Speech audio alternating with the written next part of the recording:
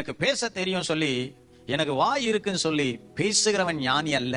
எவ்வளவாக வார்த்தையை சுருக்கி கொள்ளுகிறானோ அவன் தான் ஞானம் உள்ளவன். சிலருடைய வார்த்தையினாலே ஜெயித்து விடலாம், வார்த்தையினாலே சாதித்து விடலாம் என்று முயற்சி எடுக்கிறார்கள். ஆனா அந்த வார்த்தையில் பாவம் வருகிறது. பேசப்பட்ட வார்த்தைக்கு, அனுப்பப்பட்ட இடத்துக்கு நீங்கள் போய் நின்று அந்த வார்த்தையெல்லாம் உங்களுக்காக ஒருவர் சொல்வது போல் அந்த வார்த்தை நீங்கள் கேட்க ஆரம்பிங்கள். உங்களுக்கு அந்த வார்த்தை ஒன்று கூட பிடிக்காது. அப்படி என்றால் நம்மில் இருக்கிற பிழைகளை மாற்றிக்கொள்ள வேண்டுமானால் நாம் அதிகமாய் பேசாமல் இருப்பது நல்லது. வீண் பேச்சு உன் பக்தியை கெடுக்குமா? வீண் பேச்சு உன் விசுவாசத்தை கொல்லும்.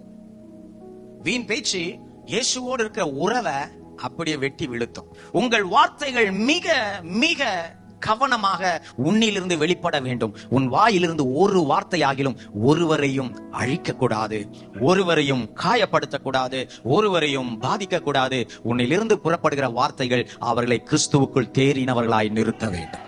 வார்த்தை நம்மை கட்டுகிறது, வார்த்தை நம்மை உருவாக்குகிறது. சில வீட்டுல சொல்லுவாங்க, நீ கொஞ்ச நேரம் பேசாம இருந்தாலே நல்லா இருக்கும். வேதம் சொல்லுகிறது, நாவை ஒரு மனுஷனால் அடக்க முடிவதில்லை. இது கர்த்தரால மட்டும்தான் முடியும், கர்த்தரால மட்டும்தான் முடியும். உன் நாவு அபிஷேகம் பண்ணப்பட்டு விடுமானால் உன் நாவினால மத்தவங்களை நீ குறை பேச மாட்ட, உன் நாவினால மத்தவங்களை நியாயம் இருக்க மாட்ட, உன் நாவினால மத்தவங்களை நீ அழிக்க மாட்ட. உன் நாவின் வார்த்தையினால மற்றவங்களை நீ தூக்கி எடுப்ப.